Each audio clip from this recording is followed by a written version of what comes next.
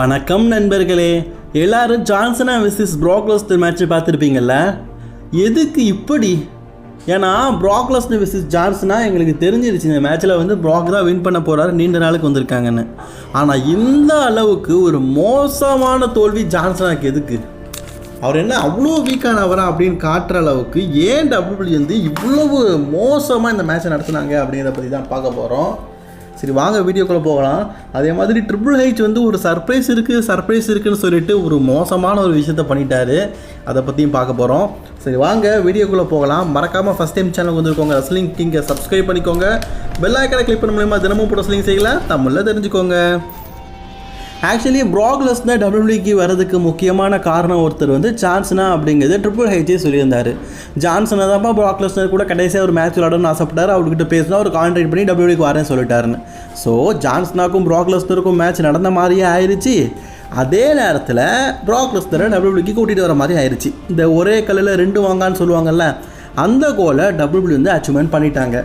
இந்த மேட்சை வந்து டபிள்யூடபிள்யூ பார்த்தீங்கன்னா சம்மர் ஸ்லாம்லேயே டெவலப் பண்ணதுனால கிளாஸ் இன் பாரிஸில் நடத்துவாங்க அப்படின்னு எதிர்பார்த்தோம்.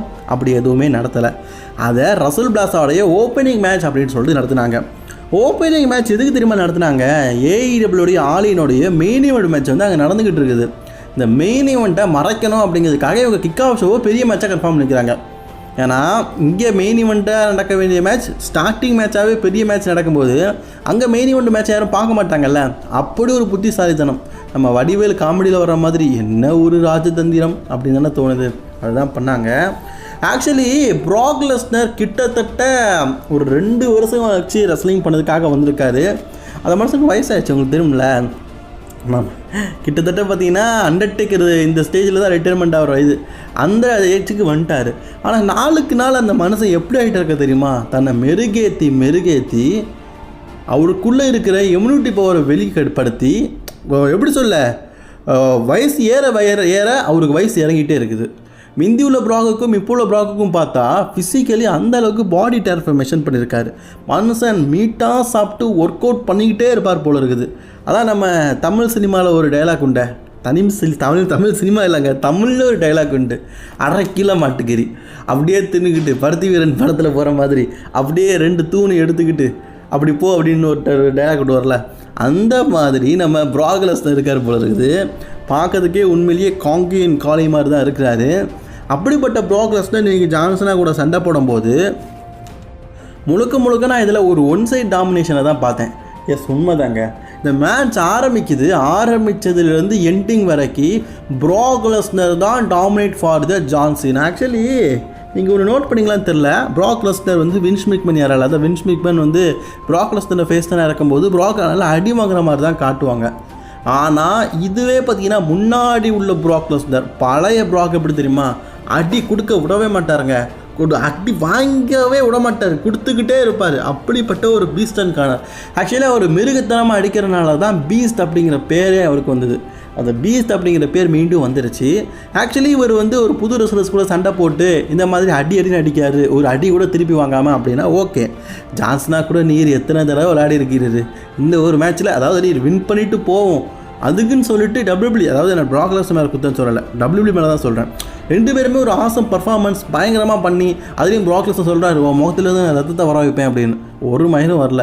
ஆக்சுவலி டபிள்யூடபிள்யூ பார்த்தீங்கன்னா ப்ராக் லெஸ்னர் விசிஸ் ஜான்சனா மேட்சை வேறு லெவலில் டெவலப் பண்ணி வச்சுருந்தாங்க. அதே தான் அவங்க நிறைவேற்றிருக்கிறாங்க.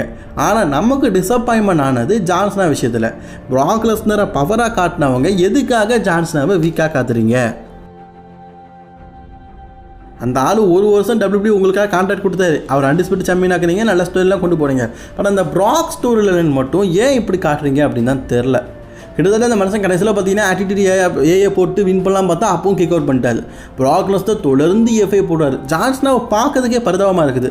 அதாவது நீங்கள் சொல்லலாம் ப்ரோ, அப்படி பண்ணால் தான் ஃபேன்ஸ் மத்தியில் ஜான்சனுக்கு ஒரு எமோஷனல் ஃபீலிங்ஸ் வரும், ஒரு சிம்பட்டி கிரியேட்டை பண்ணுவாங்கன்னு. அப்படிப்பட்ட சிம்பட்டிலாம் தேவையில்லை. ஏன்னா அவர் என்ன இப்போ தான் ரெஸ்லிங் கெரியருக்கு வந்திருக்காரா? ஏங்க கெரியரே முடிகிற ஸ்டேஜுக்கு வந்துட்டார், இப்போ வந்து கிம்பட்டின்னு இது எதுக்கு பண்ணணும் அப்படின்னு தான் எனக்கு தெரில. ப்ராக் லெஸ்னர் உண்மையிலேயே பார்த்தீங்கன்னா கிட்டத்தட்ட 2 வருஷமாக ஒரு சண்டை போடலை அப்படின்னு நம்ம சொல்ல முடியாது. அந்த அளவுக்கு சூப்ளெக்ஸ் சிட்டியும் சரி எஃப்ஐயும் சரி சூப்பராக போட்டார். பிராக் லெஸ்னரை பொறுத்த வரைக்கும் அவருக்கு ஒரு 4-5 ஃபினிஷர் தான் உண்டு, மூவ்ஸ் தான் உண்டு, அதை தான் ரொட்டேட்டிங்காக போடுவார், அதை தான் போட்டுட்டு இருந்தார். பட் ஆனால் நான் கேட்குற கேள்வி என்னென்னா, ஏன் ஜான்சனை நீங்கள் பர்ஃபார்மன்ஸ் பண்ண விடலை? ஏன் பர்ஃபார்மன்ஸ் பண்ணக்கூடாதுன்னு முடிவு பண்ணிட்டீங்களா? ஜான்சனா பர்ஃபார்மன்ஸே இல்லைங்க, சுத்தமாக இல்லை. அடி வாங்கிட்டு போயிட்டுருக்காரு. இந்த அடி தாங்கிங்கிற ஜான்சனுக்கு பழைய பேர் உண்டுங்க. அந்த பேரை மறுபடியும் நமக்கு ரீக்ரியேட் பண்ணுறாங்களாம். அதாவது கோல்டன் மெமரிஸ்ன்னு சொல்லிட்டு நிறைய golden memories finisher, golden memory ஸ்டோர்லாம் காட்டின டபிள்யூ வந்து கோல்டன் மெமரியில் ஜான்சனாக்கு அடி தாங்கி அப்படிங்கிற பேர் உண்டுல, அதையும் நமக்கு கிட்ட காட்டுறாங்க போல இருக்குது. ஏன், எதுக்கு? ஜான்சனா இன்னும் 3 பேர் தான் சண்டை போட போகிறாரு, உங்களுக்கு தெரியும்னு நினைக்கிறேன். நெக்ஸ்ட்டு பார்த்தீங்கன்னா க்ரௌன் ஜோல், அதுக்கப்புறமா பார்த்தீங்கன்னா டபிள்யூடபிள்யூ ஸ்ட்ரெயிட்டாக சர்வைவர்ஸ் வார் கேம், சாட்டர்டே நைட் இவனோட குட் பை சொல்லிட்டு போயிடுவார். ஸோ இப்படிப்பட்ட நிலைமையில் ஜான்சனாவை இப்படி ஒரு மோசமான ஒரு தோல்வி உண்மையிலேயே எனக்கு பார்க்கறதுக்கு வருத்தமாக இருந்தது. ஆக்சுவலி ஜான்சனாவோட எண்டிங்கை பார்க்கும்போது எனக்கு டபிள்யூடபிள்யூ ஒரு ஃபேக் அப்படின்னு தோணாலும், என்னடா இப்படி பண்ணுறீங்க அப்படின்னு தோணுச்சு. ஏன்னா அந்த அளவுக்கு பிராக் லெஸ்னர் அந்த மனுஷனை அடின்னு அடிச்சிருப்பார். பார்க்கறதுக்கே ரொம்பவே எமோஷ்னல் ஃபீலிங்ஸாக இருந்தது.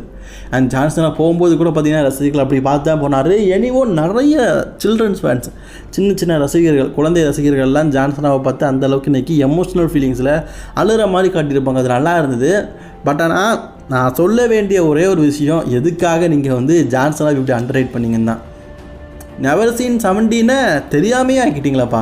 சம்மர் ஸ்லாமில் தான் பிராக் ரிட்டர்ன் ஆன உடனே ஜான்சனை தூக்கி போட்டு மிதிக்கிறாரு, இதுலேயும் தூக்கி போட்டு மிதிச்சிட்டே தான் இருக்கிறாரு. ஏன் ஜான்சனை திருப்பி அடிக்கவே மாட்டாரா? என்னத்தை சொல்ல. அண்ட் கைஸ், எனக்கு இதில் ரொம்ப பிடிச்சது என்னென்னு கேட்டிங்கன்னா, த லெஜெண்டரி ஐகானிக் பால் ஹேமன் மற்றும் பிராக் லெஸ்னர் ஒன்று சேர்ந்தது. ஸோ ரிங்குக்கு உள்ளே வந்த உடனே பார்த்தீங்கன்னா, நான் வந்து பிராக் லெஸ்னர் நார்மலாக தானே வந்தார், சரி அவ்வளோதான் நினச்சேன். பட் நான் அந்த இடத்துல லேடிஸ் அண்ட் ஜென்டில்மேன் அப்படின்னு சொல்லிட்டு வந்த பால் ஹேமன் பழையபடி பிராக் லெஸ்னர் கூட சேர்ந்து அவரை இன்ட்ரடியூஸ் பண்ண விஷயம்லாம் பார்த்தீங்கன்னா பங்கமாக இருந்தது. அதாவது பிராக் லெஸ்னர் வந்து பால் ஹேமன் விஷயத்தில் திருந்த மாட்டார் போல இருக்குது. ஆல்ரெடி முதல் தடவை 2014 துரோகம் பண்ணார், அடுத்து 2023 துரோகம் பண்ணார், 22 தானே, இப்போ மீண்டும் வந்து பிராக் கூட சேர்ந்துருக்காரு. எத்தனை துரோகங்களை தாங்கினாலும் பால் ஹேமன் தன்னுடன் தான் இருக்கணும் அப்படிங்கிறதுல பிராக் லெஸ்னர் குறிக்கோளாக இருக்கார் போல இருக்குது.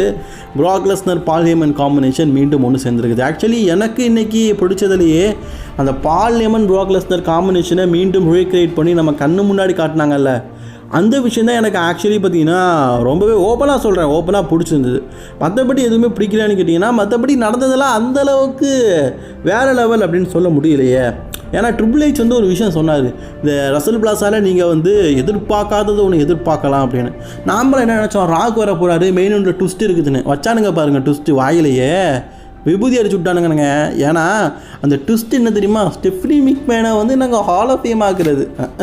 அதாவது ஸ்பெஷல் விருந்துன்னு சொல்லிட்டு புரட்டாசி மாதம் வந்து ரசமும் சோறும் போட்டால் எப்படி இருக்கும், அந்த மாதிரி நாங்கள் வந்து பிக் அனௌன்ஸ்மெண்ட் வச்சுருக்கோம்னு சொன்னது என்ன தெரியுமா, ஸ்டெஃப்னி மெக்மேனை ஹால் ஆஃப் ஃபேம் ஆக்குறது. ஐயோ ட்ரிபிள் ஹெச், அது வாம் குடும்பத்துக்கு சந்தோஷம் ஐயா, எங்களுக்கு என்னையா சந்தோஷம், நாங்கள் எதிர்பார்த்தது வேறையா, இன்னும் பச்சை புள்ளியாட்டே இருக்கிறியே அப்படிங்கிற மாதிரி இருக்குது.